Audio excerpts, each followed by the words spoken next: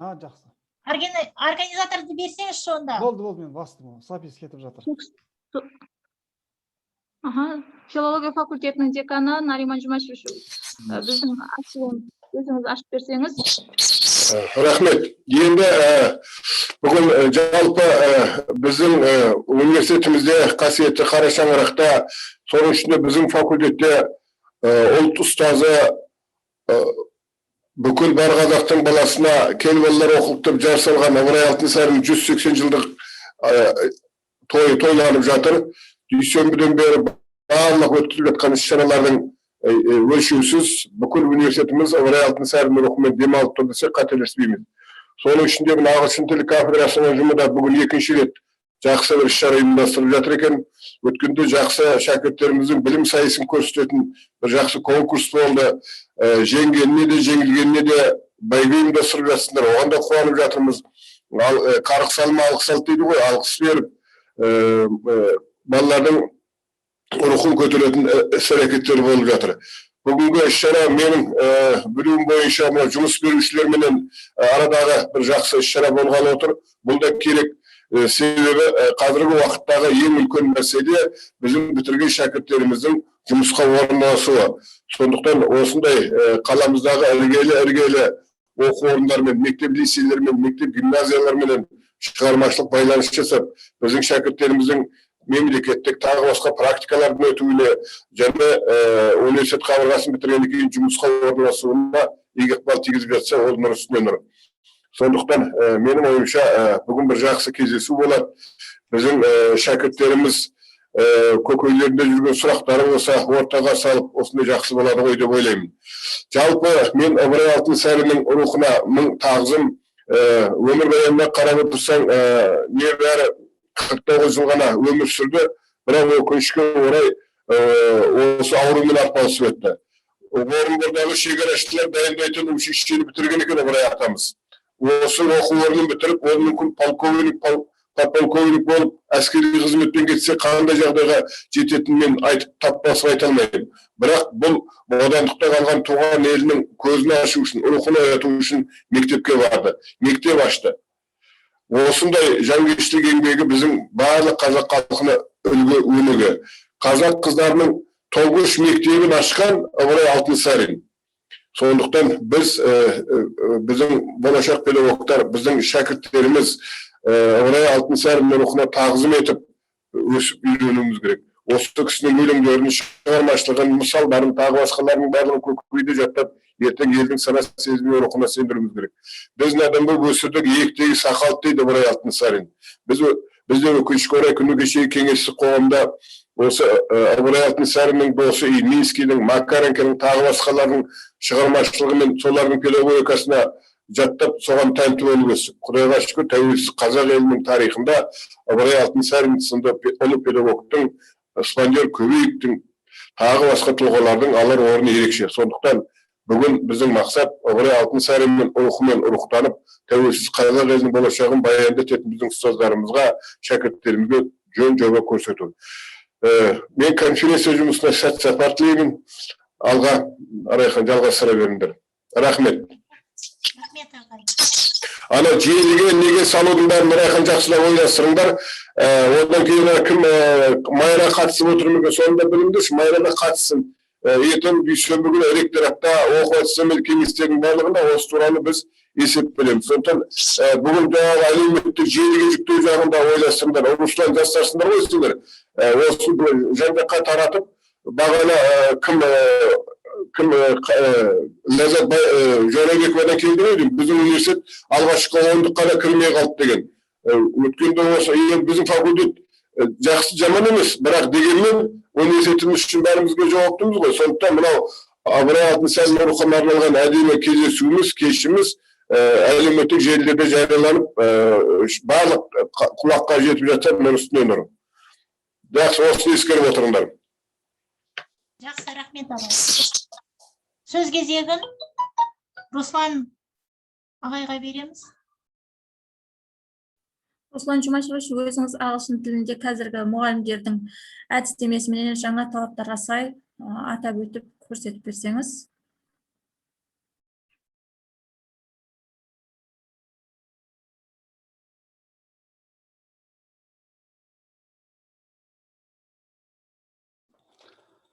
Thank you, dear colleagues and dear students who are going to graduate in a month or more. So today's topic is about the 21st century skills. Of course, as we are educators, as we are teachers, we should know about these skills, and we have to be able to train our students as well as ourselves to acquire these skills. Okay, now in today's agenda, I will touch some issues concerning VUCA, learning to learn, loops of reskilling, and resources that we have today to acquire these skills.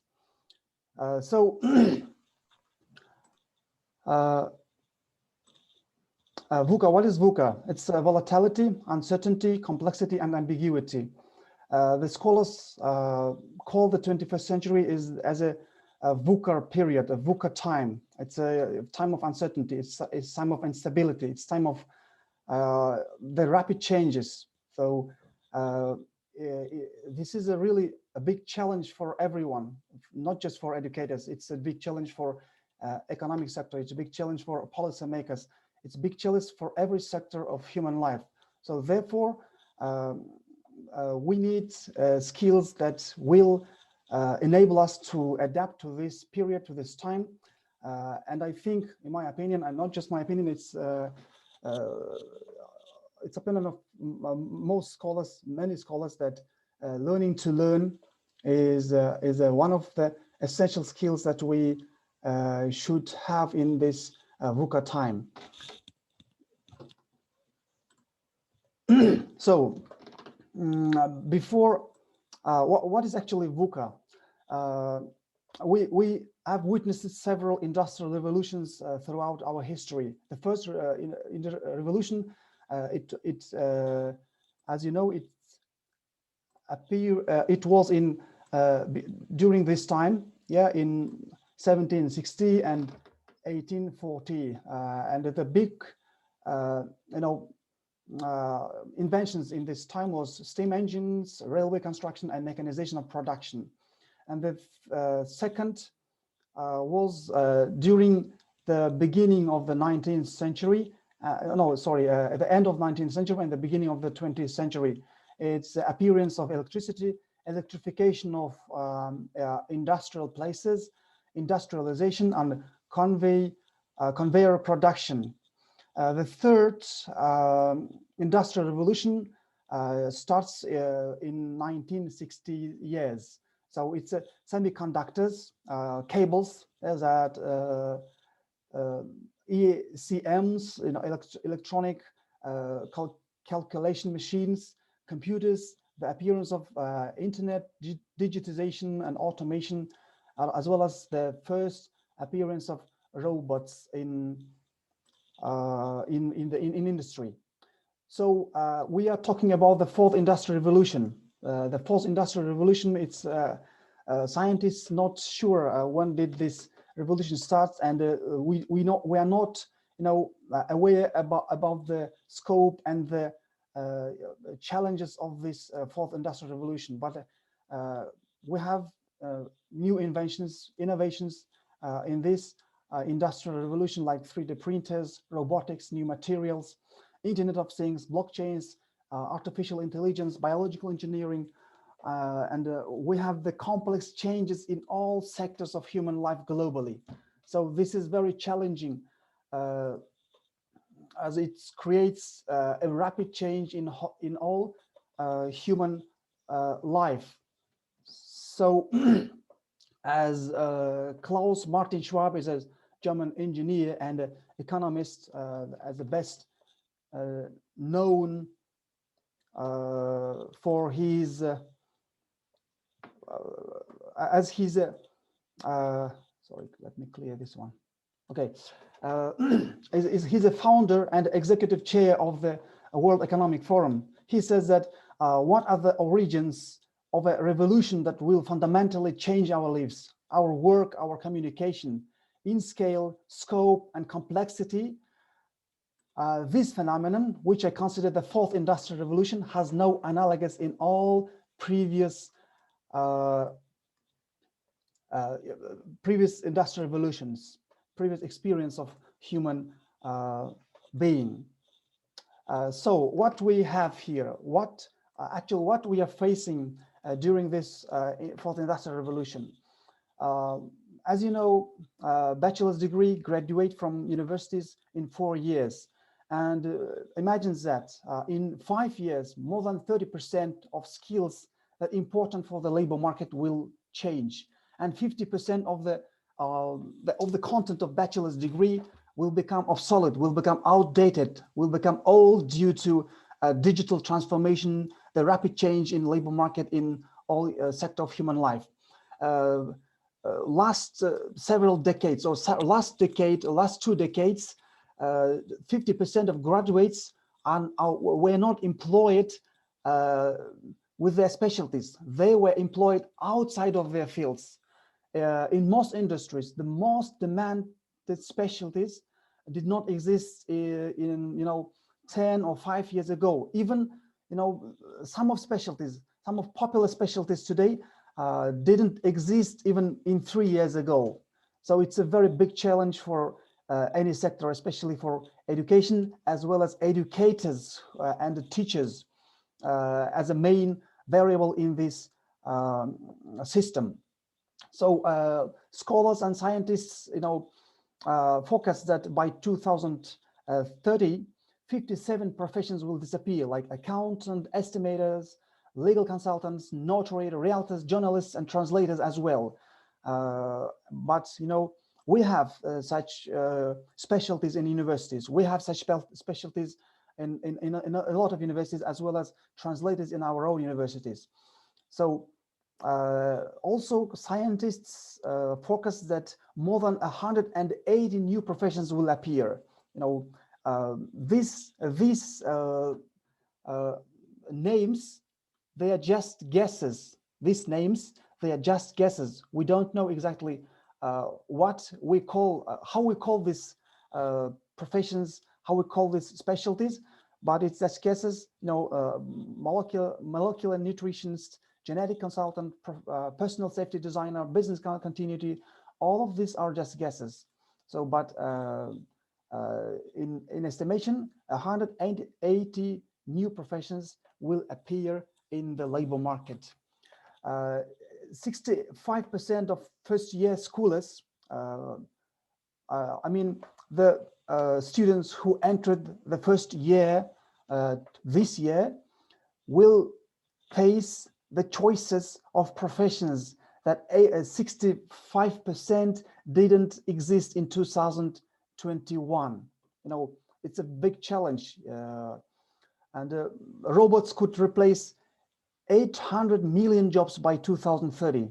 Of course, it's also forecast, but it appears that it's real, looking today's rapid change and innovations in today's industry.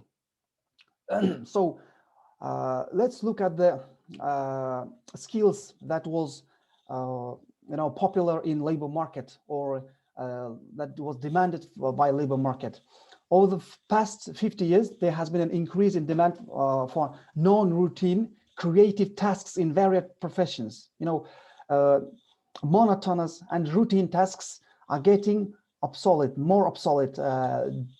Day in and day out, we are witnessing that repetitive works, especially in developed countries, are being replaced by robots, by artificial intelligence. Yeah, as you can notice here, we can see that non-routine interpersonal communication, being able to work within a team, being able to communicate with a diverse culture, like cross-cultural communication, being able to communicate your own idea with your colleagues. It's being important. It's becoming important in 21st century, because we are not living alone. We are, as we are living in the community. That's why this skills is getting more important, and non-routine analytics, non-routine tasks in every sector is becoming more and more popular every day. So, but what robots and artificial intelligence cannot do, they cannot solve unique problems. They cannot innovate. They cannot be innovative. They cannot, be creative. They cannot think analytically, critically, or they don't have intuition. So they don't generate, or they don't connect ideas in different areas, in different expertise. They do not draw conclusions, and so on and so forth. The tasks that are not repetitive are ill-structured. The tasks that don't have algorithms, the tasks that don't have structure, they cannot be done by robots, by artificial intelligence. So therefore, educators, teachers have to teach these skills to the students, or foster these skills in students. So if you look here, we have predictions. It's of course a fair prediction that was published in MIT Technology Review. According to these predictions, if you look at these predictions, we have the jobs that will disappear, in certain years, and we have job places that will be open in certain years. But if you notice, we have mostly disappearing job places. As you see, we have mostly disappearing job places, and we don't have as much, job places that opening as a disappearing one. We have only this one in 2027. It's also according to Forrester, according to the estimation of Forrester. So it's very challenging times, because lots of job places, lots of tasks, that is accomplished by a human being is going to be replaced by robots or artificial intelligence. So, but there are still many niches in the labor market that only a person can occupy. The main threat to future generations, will not come from robots or artificial intelligence. The main threat is the inability to adapt, to these disruptive changes and to the requirements of these changes, in terms of skills, in terms of knowledge, in terms of competencies or qualifications. So the main challenge will be the adjustment, adaptation to these changes, to these dramatic changes. So look at this interesting, statistics. In 2018, the most popular specialties, top 5 professions in 2018 were these 5 specialties. The first ones, there was a specialist of renewable energy. As you know, we are facing a big challenge in ecology, in environmental issues. So this type of specialists is becoming popular every day. So algorithms trainer, they teaches artificial intelligence to moderate content in the same way as humans do, okay? And AI engineers, like artificial intelligence engineers, they also promote artificial engineering revolution. But look at this, the last 2 professions in 2018. Video game streamer, as every one of you has a child, they really fond of watching videos that kids streaming, that they are playing a particular games, or the specific toys. Lots of kids fond of these videos, and the popular profession in 2018 was the video game streamer, the video streamer, as well as caregivers, because as we know that most population in Western countries are getting older, and so they have caregivers who look after these older people. Okay, I want to draw your attention to this Richard Raley's quotation. He says, I think it sounds much more persuading in Russian, so let me read in Russian. Образование должно готовить молодых людей к специальностям, которых еще нет, используя технологии, которые еще не изобретены, чтобы решить проблемы, о которых мы пока не догадываемся. As you see, we have unpredictable challenges, unpredictable tasks, unpredictable changes in the future. So we have to prepare our students we have to teach our students to get ready to these challenges, to be adaptable to these challenges. And how we can do that? It's of course, it's a big question for education sector, for educators, for every teacher who concerns the education system, the education sector of his or her own country. According to World Economic Forum in 2016, we have top 10 skills in 2015. And of course, this was an estimation. This was a focus in 2016 for 2020. And they mostly were right. We have 10 skills in 2015, like solving complex problems, interaction with people, thus communication, yeah, personal management, critical thinking, negotiation, quality control, service orientation, assessment and decision making, active listening, and creativity. But as you noticed in 2020, two of these components, top 10 skills, have changed now. Like emotional intelligence, people are getting, if they are facing changes, rapid changes, they have to be able to control, to handle their emotions within the community, within their colleagues, when they interact with their colleagues, when they interact with their parents, family, friends, they have to understand themselves and understand the other's emotion. So also cognitive flexibility. Cognitive flexibility is about, being able to understand, accept, analyze different types of information, different types of data set. So this is top 10 skills in 2020, but it's also actual in 2021 as well. So, and we should ask ourselves, do we really teach these skills? Do we really, help or enable students to acquire these skills in our classes or in our workplaces?